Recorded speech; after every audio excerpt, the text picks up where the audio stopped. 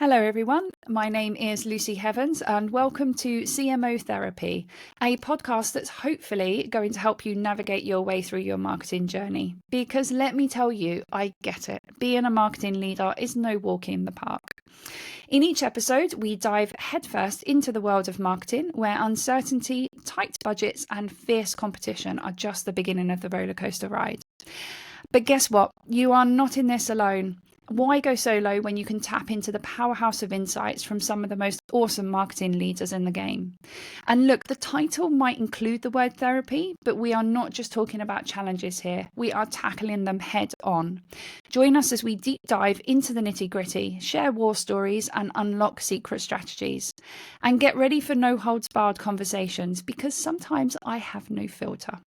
So if you are a chief marketing officer, a marketing lead, or someone just looking to up their marketing game, then I am so glad you are here with us today.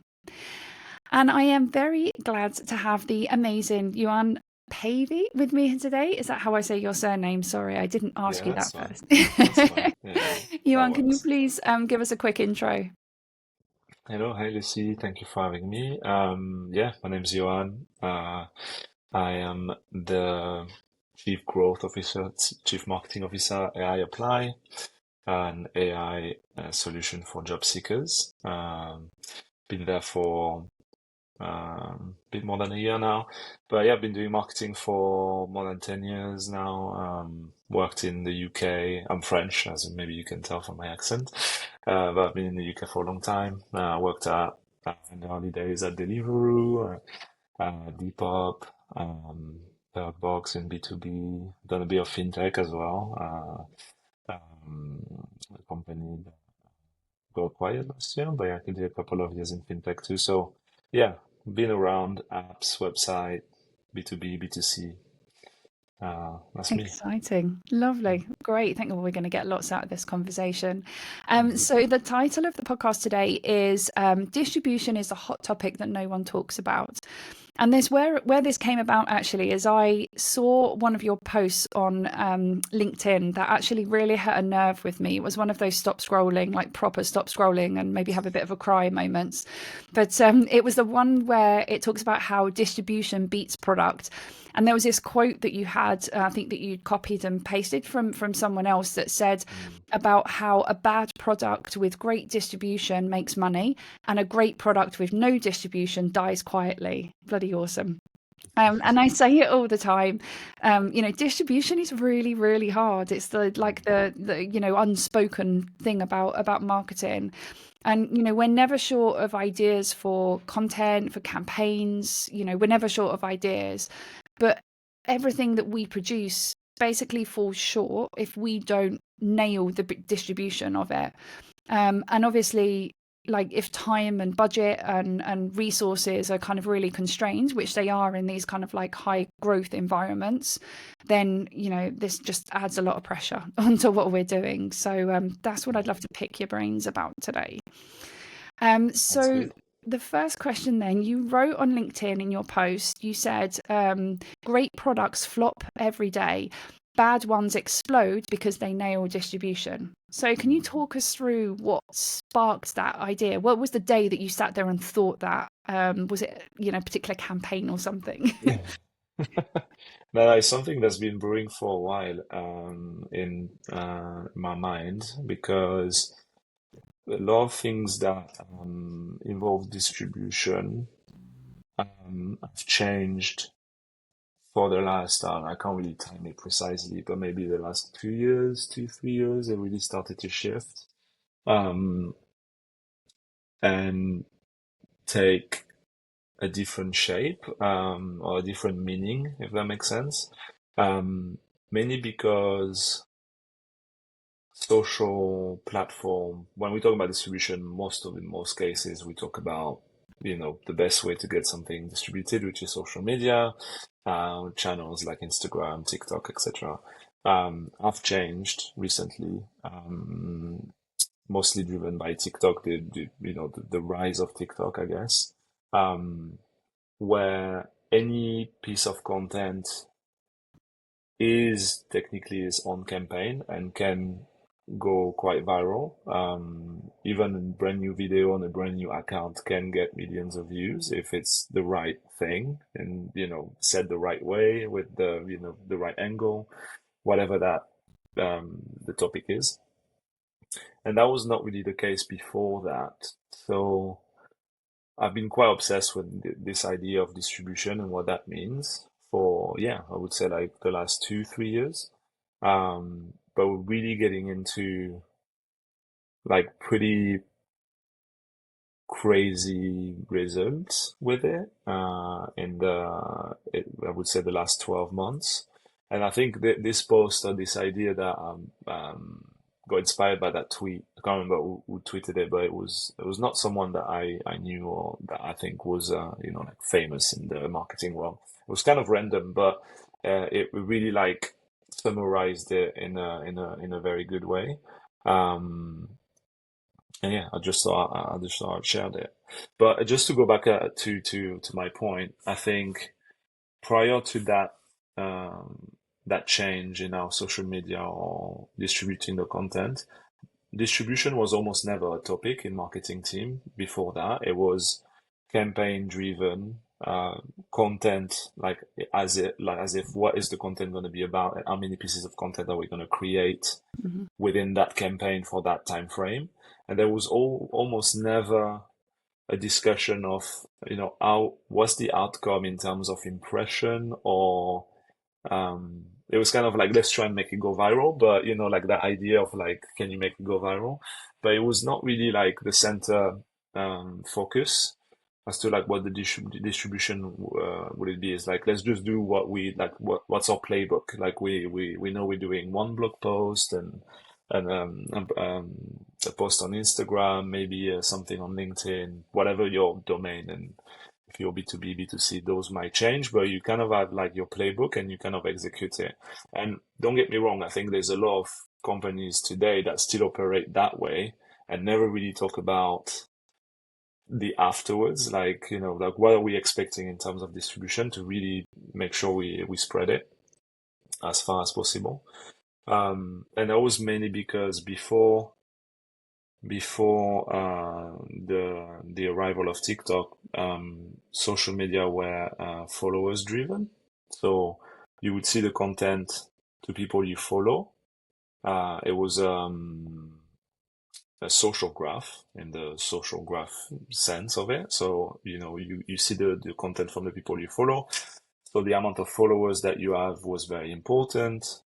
So that was kind of the secondary metrics of like some marketing team was like, okay, how big can we grow our accounts? And that's going back to like 10, at the beginning of social media, even like Facebook coming up, etc. Like there was even the thing of like, buying followers because followers meant you will get more distribution to your content because the more followers you had, the more people would see it. So I'm going into like the kind of more like the way the algorithm works, but it's quite important to what I'm talking about now. That has changed since TikTok because we moved from a social graph to an interest graph. Now you see content that you're interested in regardless of who you follow. And you might actually not see the content of the people you follow if that content is not interesting. Hence my point on any piece of content is its own campaign and can become viral regardless of how many followers that you get. So you can kind of think about it, if you think about it this way, you can now engineer your distribution before you even create the content to do as far as you can control it, try and get to that virality moment by looking at what's already happening. There's multiple ways to do this, but you can look at what's working, what's trending in your niche, and kind of replicate those kind of formulas to give as much chance as possible to reach as many people as possible. And I think there are companies today that are very, very good at that.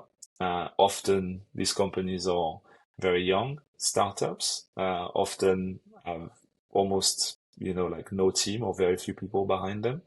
And sometimes they're like, kids like 18, 19 years old creating apps, and they're very good at that. They're very good at engineering like mini moments on TikTok that would really go viral and get millions of views every day. and that's how they grow. Where their product is maybe not like the top of the range in that category, they will be the one that really stand out compared to something that's been growing for like 5, 6 years, have a big marketing team, Mm. and can't operate at that with that mindset and at that speed. So yeah, very long answer to your question, but I think that's kind of the thinking behind it. Do you know Yeah. what kind of jumps out at me to what you said? And it's really interesting because going back to kind of, what we were saying at the start about distribution is never never really talked about. If you Mhm. think about the marketing teams that you've had when you've sat down to kind of plan those campaigns, how much time or campaigns or whatever you're doing, like even the marketing strategy, like how much time is spent on defining your ICP and all of the messaging and then the campaigns and the themes that you're going to, the content you're going to create. Like, it's almost Mm. like 90% is all of that stuff, and then you suddenly go, oh shit, yeah, like how are we going to get this into the hands of Mm. our audience? It's so like what's the word, like unbalanced, I think, Yeah. the conversation. But even it just made me think what you were saying about even like when you're that 18-year-old person that's kind of developing again, they sort of sit down and think probably a lot like better, well, who's my target audience and what's the message that I want to get out there.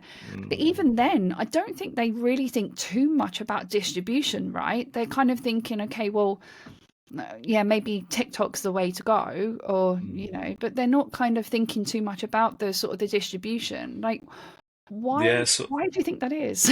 I think so. I I think I disagree. I think the way these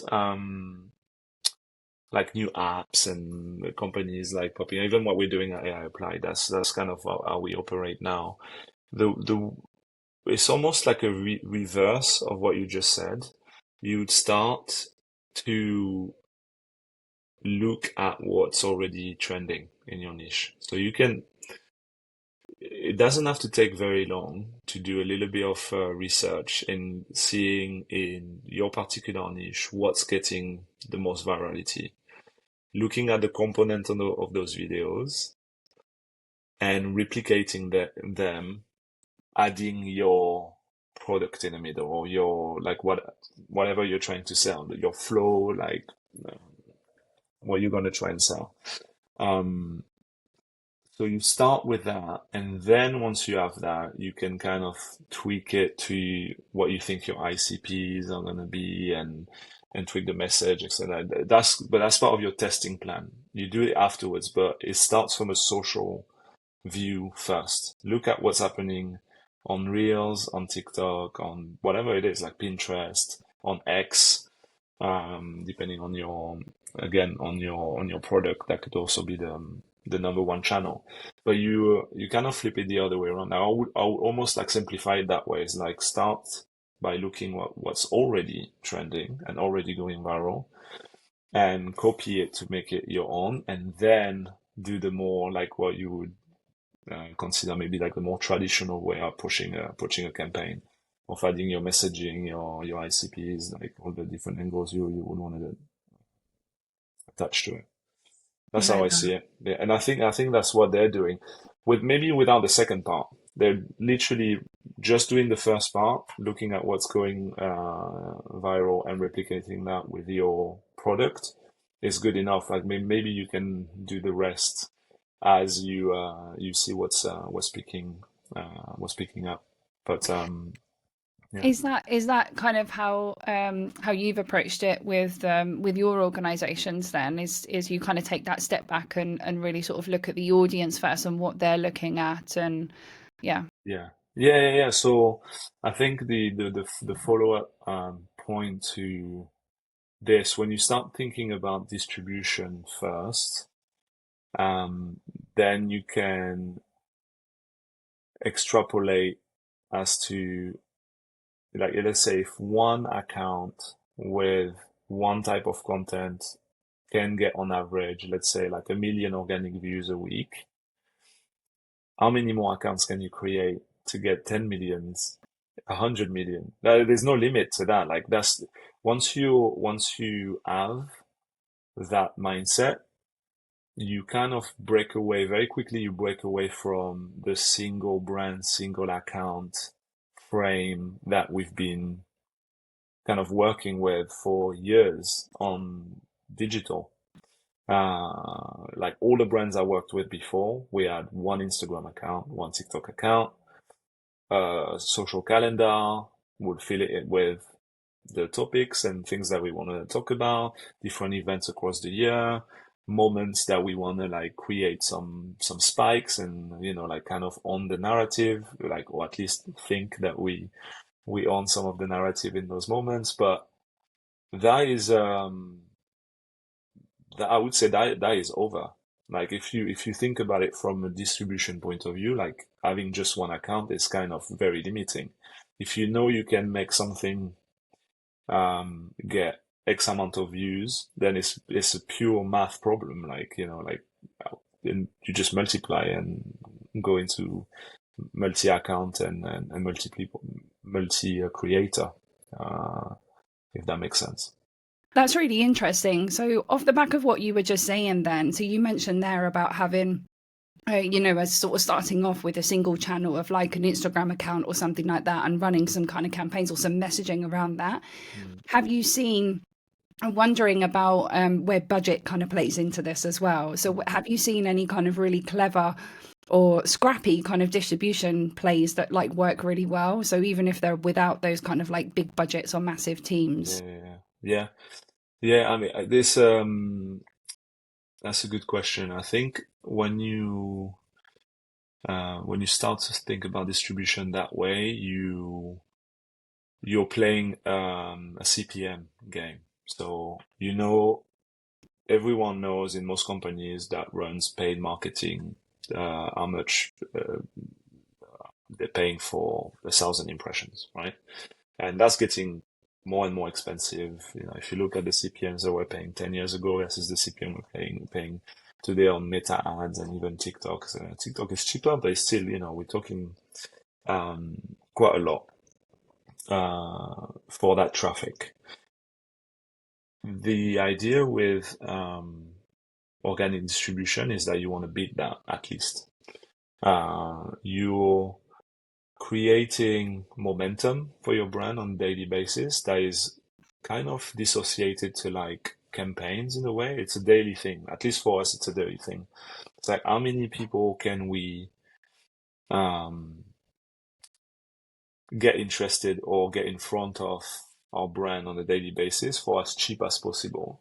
Mhm. And because of the way algorithm works these days, like see above the interest graph versus social graphs, um, you can play that game of having like the cheapest CPM possible. And once you do it on your main account, nothing's stopping you because of the way those algorithm works to open a second account and a third account and a fourth account. Um, and that's how I think successful companies that get off the ground fast are doing these days.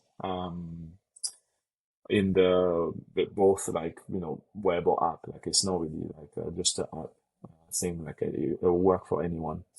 Um, but I understand that framework. I think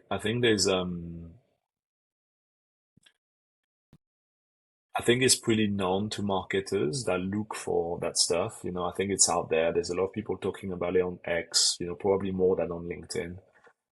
Usually that's the more like the source versus like in the where you find like the alpha ideas, at least for me.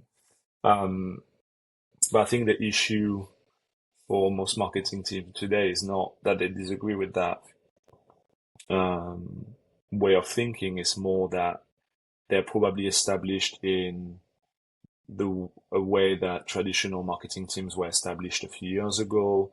And once you start having brand guidelines and it's really hard. I understand that it's really hard to go to your CMO or whatever manager above you and say like, oh, I want to open another account that it's not going to be branded, but we're going to run these videos every day as well. And then I want to do another one, and then I want to like that's why I think it works today with like very new very new startups that don't have those blockers like internal probably setup, etc. So that kind of makes sense. It'll probably take a bit more time for like slightly older companies to adjust to that, but I think that's the future. And when you're starting, like we are, like we only you're shy of 2 years old at AI Apply. Like that's how you get an unfair advantage compared to more established players that have more budget. And to go back to a question on budget, which I didn't answer, that doesn't cost a lot of money at all. Like content today that goes viral is often very raw, very UGC led, unedited, unbranded. Feels like that it's a video that's been stolen on someone's phone. You know what I mean? Like it feels like you've captured a moment that you shouldn't have captured. Like that kind of thing. Like that's what's really powerful these days. So that costs almost nothing to do, to produce, to film. You can film an unlimited amount of them. It's pretty easy to replicate. It's very easy for someone within a team to do that every day or multiple times a day. Because then there's the notion of frequency. Like I think there's a thing that says like on TikTok, you can post probably up to 3 times a day. On Instagram, I don't even think there's a limit, but let's say around 3-4 times as well. Which we don't do yet. So there's like level to this. You can really like then double, triple down on a daily basis with those kind of things. But that doesn't have to cost a lot of money. All you have to find is like good creators, which don't necessarily have to be young, but for most companies, it will be like usually someone young or starting in their careers that is good with that stuff. Like someone who's already creating content for their own social media usually would be good at doing it for someone else. And when you think about that cost is nothing compared to like a traditional marketing cost for a campaign, which would maybe involve like, digital out of home, it's night and day. And I think you can get a much better, a much cheaper and a bigger distribution going that route versus doing like the more traditional kind of media buying of all the channels, I would say, even paid. So, I mean, we focus very much on the social channels, and you just kind of alluded to it there. But obviously, there are kind of other distribution channels. Like, where do you see where do they play a part in all of this? Then, what's the kind of order of priority, I suppose, and how do you reuse that content, or do you reuse that content across the different channels? Yeah, that's a good one. So AI Apply, I don't think we're at the stage where going offline would be our time. I'm thinking about it like every now and then, as every growth or marketing person is. Like I'm always like, oh, like maybe that moment will be cool to go outside of the phones and show up in real life. But I think there's a reality to the size of the business, like and the where you are in your journey. I do think there is an utility to this, but I'm also very realistic that that kind of distribution, let's say billboards and anything out of home, like if you're on bus stops and things like that, as a very big awareness component and in most cases, a very small direct response component to it. That I think it's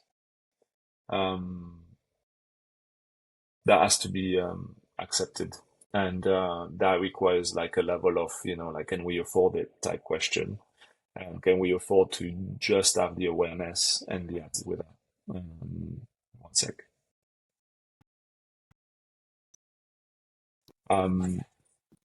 Yes, sorry. So yeah, I think it has a place, but it's something that will come probably later for us. Do you think that And goes for yeah, B2B and B2C as well? Then.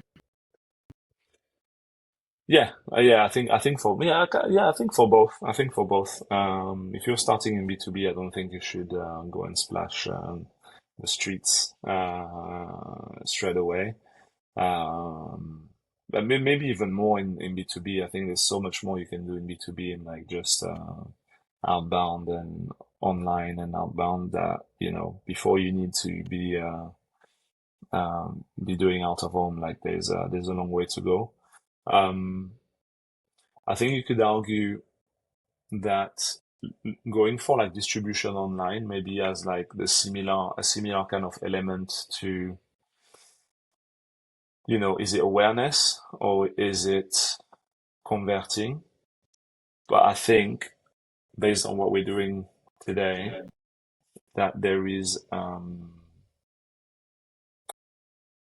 much easier way to track the awareness that's generating on social media online to a conversion. There's a lot more like proxies that you can put in place to like see how much revenue that equals to, even if it's just a view. Let's say like how much a million views is equal to in terms of revenue. It's a lot easier to make that math online than it is to make that math on, let's say, I'll take a very London example, but like, posters in the tube in Mm. London that they tell you is getting 10 million eyeballs a week. That is really hard to then say they actually seen it, and then is that translatable into revenue? That's a lot harder to do. So do I you think, feel. as what you're saying then, is kind of companies when they're at the early stage, it's better to kind of stick with, not better, but like try out the social online channels first, so that Oh you yeah, can really establish that the best kind of customer acquisition cost, and then you can start adding the offline stuff in to see how that boosts it. Is that yeah, 100%, yeah, 100%. I nice? think I think I think when a company starts, like you can get to like a pretty big size with just one or two channels online and really put all your efforts into that. Yeah, I find yeah, that I love that we've gone down this path actually, and that you're saying this, because I think this, for me, I'll be honest, is the bit where I think sometimes marketing leaders fall short and on the distribution, because exactly what you said, it's that kind of, it is unfortunately the proving ROI, but mm, the best argument is exactly that we just kind of discussed, where you have whatever that kind of baseline that you've established for your yeah, CAC, and then then you've basically just got to run experiments that either, yeah. what's the word, increase it or decrease it, like, Yeah, yeah, basically, yeah, yeah, in yeah, your yeah, exactly. And I think something I didn't touch on when I was explaining online and offline, um, is the notion of cost. I actually have no problem with offline if it was priced accordingly compared to social channels and the kind of distribution you can get on like a TikTok viral video, for example. The problem is the cost is still too high. And if there was like a matching on this on pair on like on the CPM basis, I'll probably do more of it because it's still powerful, depending on where you go, people still look outside, they still pay attention. I think there's an element of trust as well that plays a part. Like it feels like you're more established when you're outside, people see your brand and stuff. The problem is historically, I think it's getting better, but historically it's been very expensive. Now it's still expensive, probably not as much as it used to be because they know you can get a lot of discounts on like out of home because if you look on the tube in London, sometimes you can see half of the panels are empty because they don't sell. Mm. Um, so if it was cheaper, I would have no idea. I'll probably do more of it and try. Like I'll be keen to try more, but right now, the kind of CPMs that you can get on a regular basis on TikTok and Instagram, we're talking like you can get below a pound. Like you can get to like 50, 20p CPM, which is 10 to 20x cheaper than paid ads. Mm. So yeah, out of them is not below a pound CPM. Yeah. They charge a lot more for that. So yeah, it's a notion of also like finding the cheapest traffic. And I think it comes back to that really very most important thing that you said at the start, which is about how you're generating the content and the ideas, because it's coming from the people that you're targeting. So I think, like, always the biggest problem with those putting an ad up at the tube station, for instance, is that that only something like 2% of people that see that ad are actually going to be your ICP, right? Are going to be the Yeah, people that you really want to sell to. And then yeah, basically you're paying for the 98% of people that, you don't want to see it.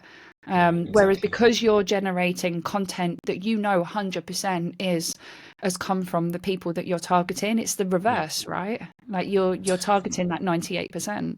exactly. And because we're talking about an interest graph world on all the social channels, when your video says, "Hey, if you're a job seeker," etc., etc., it will show it to people that the algorithm thinks are job seekers.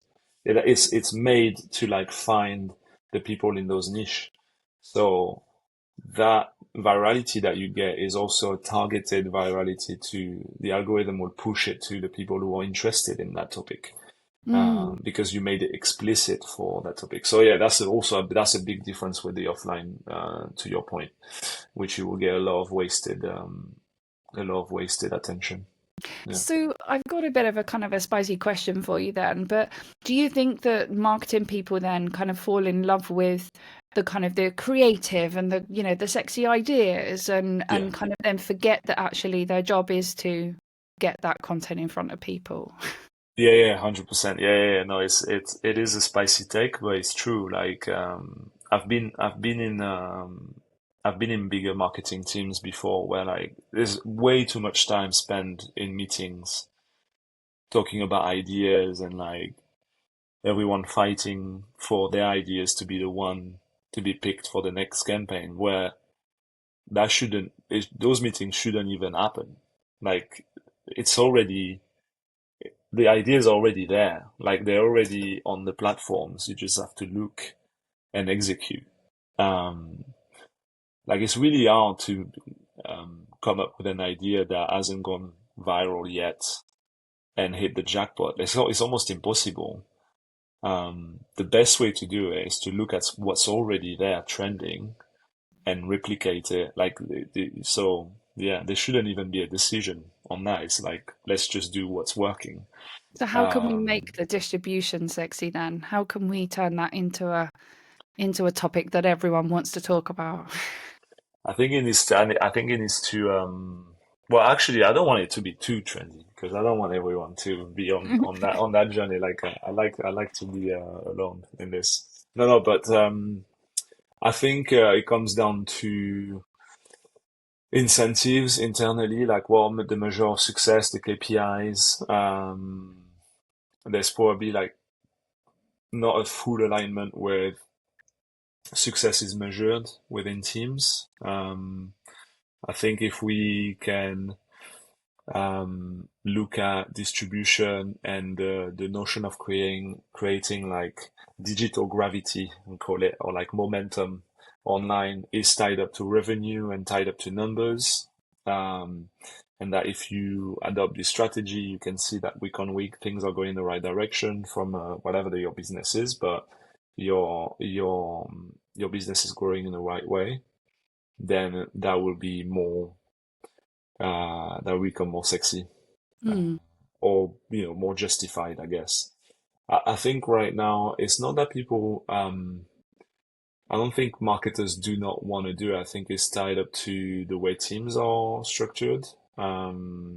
Incentives are made that don't incentivize team to look that way, and maybe too much. Leaning too much towards like what a traditional brand, brand guidelines should look like and should um, talk a certain way. I think like moving away from these kind of barriers will help going outside and looking at some of these distribution strategies. Yeah. think you're right. I think the distribution strategy question or the conversation happens within the marketing team. And it's not that the opinion or whatever isn't valued from outside, but to me, I think where the questions on distribution come from outside, it's where there's an underlying question. It's almost like that question about the distribution channel is masking another question, which is Mm. basically always going to be how can we reduce CAC, or Yeah. whatever, how can we get more kind of inbound generated revenue, whatever it's Yeah. and that's the kind of how I would always try and sort of flip as a marketing lead. I flip that conversation. Don't ask me why we haven't got a TikTok channel. Like just ask me, what is it that you're getting at, really? Like, what is your Yeah. real Yeah. kind of problem, and let me kind of go away and tackle that with the marketing team, or think about what channels are kind of best. And because then you've got that, going back to that, it's that fear, I think, from marketing leaders of having that question, okay, well, how do we measure the unmeasurable? But Mm. going back to the point that we said, like you said, it's just you add in the PR or the media or whatever, the offline stuff at a later date. No one Mm. needs to really kind of be questioning you about those choices, right? Yeah, yeah, yeah. Yeah, no, for sure. And I think even if within your team, if you don't yet measure distribution from a business KPI point of view, it could just be engagement. I think like there's too many marketing teams still like produce content that gets zero engagement and zero likes. I'm exaggerating, but like not many. And the engagement rate is very, very low. That just means people don't care. And like just doing that over and over again without changing your way of doing things is not going to solve that problem. Like you're still going to Yeah. be in the same spot. I think even just measuring engagement and how people are, liking, sharing. Like sharing is probably the most important one these days on all of the channels. Like how many people actually take your content and share it to their Mm. friends. That's Yeah. the new word of mouth, like when we used to talk about word of mouth in marketing was like, the people talk about your brand at the pub. They don't Yeah. talk about your brand at the pub anymore. They take whatever you created and they share it directly to their friends or on WhatsApp, and it's all happening on your phone. So like just as a metric could be a good way to measure if you're going in the right direction. Are you getting Yeah. more engagement on your content? And then once you start seeing that, you can start talking about how to do more of it. Love it. That's really great. Thank you. We've come up to time. Thank you. I really Yeah. appreciate it. We do have a tradition on the podcast. There's just one more question, which has come from the network. So they don't know Mm. it's you. It's just, what question I always ask my network, what question would you ask a marketing leader? And it's a bit random. This is a really random one. It's a really funny one. But what's the best bit of swag that you've ever either received or seen given Wow. away? Um, well, let me think. What was the best swag? I do like my clothes, and so I'm really critical to to the swag I get from other companies. It's usually not great, I have to say, mainly because I think the sourcing, the manufacturing people who make the swag is often like very basic level for like everything that you can think of, like t-shirts, hoodies, and hats and things like that. Um, I got some good ones in the past, but I think historically Snapchat has been really good at merch, doing like some random things. And one of the things that they did once, it was a long time ago, but they did I know you call it like what you would get when you're a kid, like to hold your pens and your Oh, the rubber, pen, and like like a like a pencil like case. a like a pencil case, but like plus they had like compartments. You could like press. Oh, It would yeah, like the ruler would come out, and you I press there, and remember. yeah, and it was like there was like mechanical elements to them. It would like flip up and sideways and Like a everything. stationary Swiss Army knife. Exactly. And it was quite big and obviously it was yellow. That was sick. I was like, okay, this is next level. Yeah. Oh, I got Yeah. the best one actually. Hold on. This is on Money 2020. And for those of you who are just listening to the podcast, it's the Lego Visa Nice. F1 car, like an exclusive model, that I queued for half an hour to get. Actually, I've never queued for half an hour for a bit of swag. Oh wow, I saw the queue and I was like, I didn't ask what it was. I didn't queue because I hate queuing. And yeah, so that was, oh I man, had I wish someone keeping me company in the queue, so we kind of had a meeting for half an hour whilst queuing, which I worked wish out I queued now. fantastically. Make me Yeah, jealous. That's that a was great one. definitely, or anything for the kids. You know what they're like when you get Yeah, yeah, home. yeah. What have you got for me? And like, Yeah, yeah, yeah. No, I get it. anyway, That's good. Yeah. thank you so much. That was really, really good, and I know the audience are going to absolutely love and take away some really interesting tasks from that conversation. So thank you so much for joining me, Yoann. Thank you, Um, Lucy. bye bye.